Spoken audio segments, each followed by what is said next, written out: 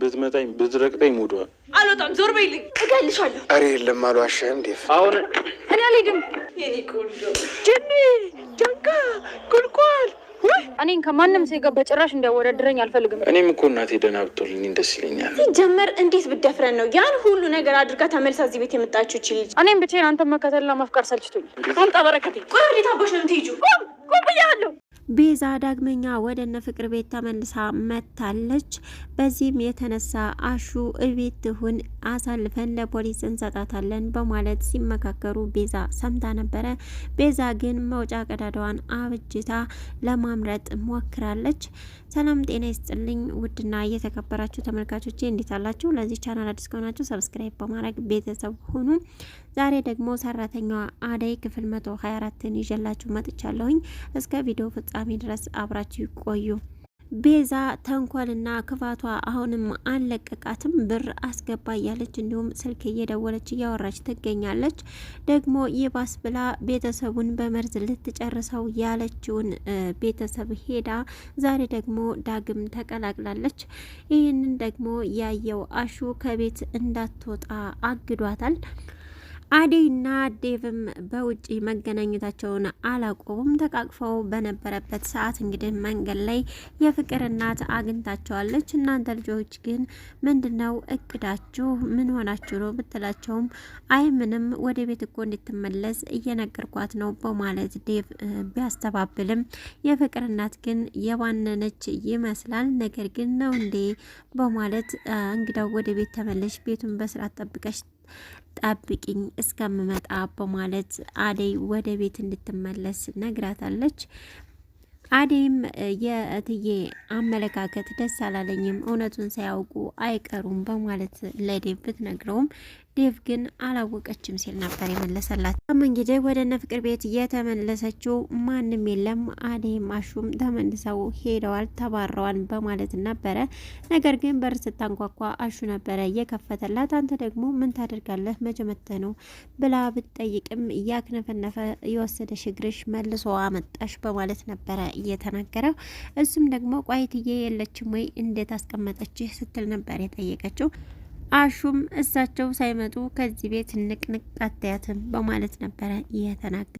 ራሱ እዚህ ቤት ምን ታደርጋለህ አንተ ለቀህ ውጣ በማለት ቤዛ አሹን ብትናገረውም አሹ ግን እትዬ ትግባ ተመጣች ስላሉኝ እንጂ እግሬሽን ሰባብሬ ነበረ የማስቀርሽ፣ እንደውም ታውቂያለሽ በህግ ትቀጣ ስላለች ብቻ እትዬን አክብሬ ነው።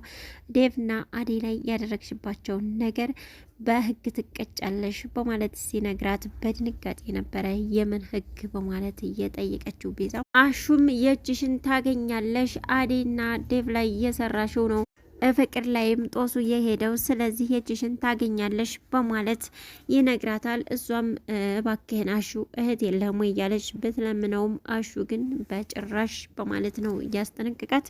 እሷም አመሰግናለሁ ብላ ወደ ውጭ ልትወጣ ስትል የት ልትሄጂ ነው? ወደ ቤት ግቢ በማለት ነበረ ዱላውን ዞር ሲያደርግባት ወደ ቤት እየገባችው። ፍቅርም ሩታ የመጣች መስሏት ሩታ እስቲ ምግብ ስሪ በማለት ነግራት ነበረ። ነገር ግን አጠገቡ ያለችው ቤዛ ነበረች።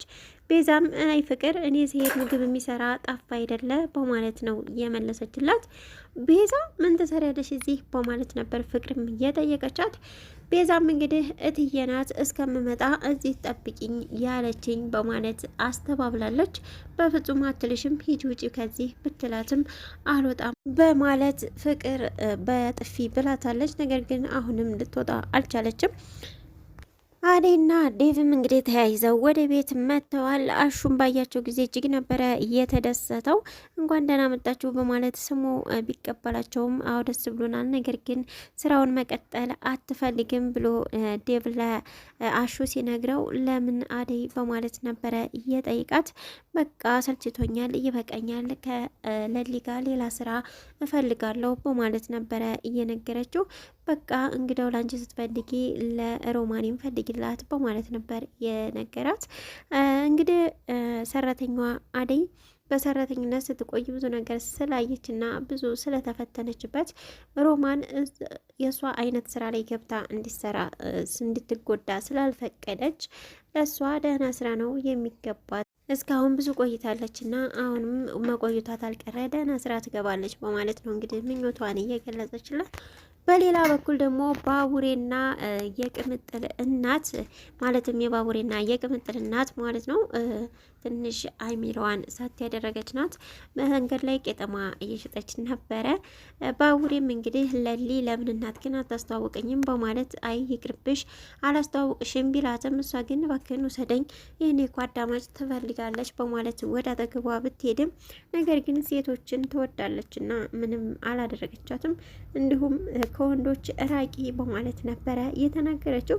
ነገር ግን ብታብድም እንኳ ቢያማትም እንኳን ልጇ እንግዲህ ትረሳው አልቻለችም። በሩቅ ስታየው ልጄ ልጄ እያለች ስትቀርበው እሱ ግን የምትመታው መስሎት ነበረ ሮጦ ሄደው። ለሊ ምን እናቴ ብትኖርልኝ እንዲህ እያበደች ራሱ በህይወት ብትኖርልኝ መኖሯ ያኖረኛል በማለት እንግዲህ ለባቡሬ ነግረዋለች። ባቡሬም እኮ እኔም እኮ ደስ ይለኛል በመኖሯ እንዲሁ ሆና ትኑርልኝ፣ ነገር ግን ወንዶችን በጣም ትጠላለች። እንደውም የቅምጥልና አባት እንዳገባች አንዴ ፈንክታው አሁን አጠገቧም አይደርስም። እኔን ደግሞ በጣም ትጠላኛለች፣ እንዴ ልጇን ትጠላለች በማለት ጠይቆ ነበረ። ለሊም አይታወቅም እነሱ እኮ ብዙ ያሳለፉት ነገር ይኖራል በማለት ነበረ እያስረዳቸው።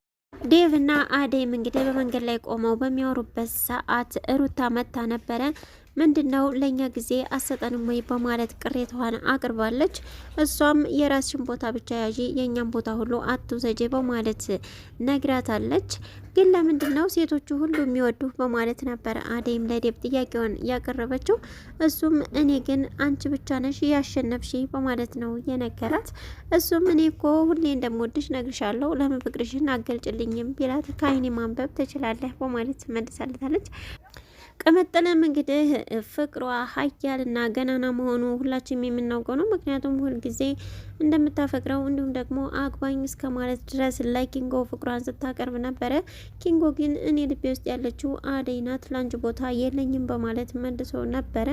ቅምጥል ግን አሁን ላይ ደክሞኛል፣ በቃ ከዚህ በኋላ እሱን ማፍቀርም ሆነ መከተል አቆማለሁ በማለት ከሱ እርቃለች። ኪንጎም ሰፈሯ ድረስ በመሄድ እንግዲህ ጠርቷታል።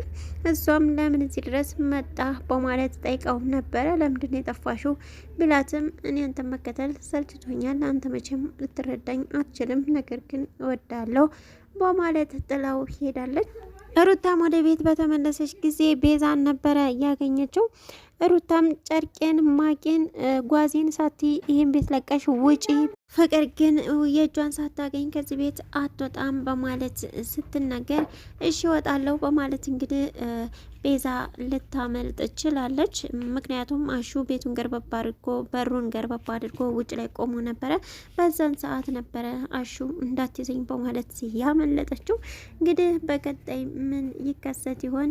ምናልባት የፍቅር እናት ስትመለስ ቤዛ ስትሄድ መንገድ ላይ ሊገናኙ ይችላሉ የሚል ሀሳብ አለኝ። እስካሁን አብራችሁ ስለቆያችሁ እጅግ በጣም አመሰግናለሁ። ለቻናሉ አዲስ ከሆናችሁ ሰብስክራይብ፣ ላይክ፣ ሼር በማድረግ አበረታቱኝ። አብራችሁ ስላላችሁ እጅግ በጣም አመሰግናለሁ። ሰላም ለሀገራችን፣ ሰላም ለሕዝባችን።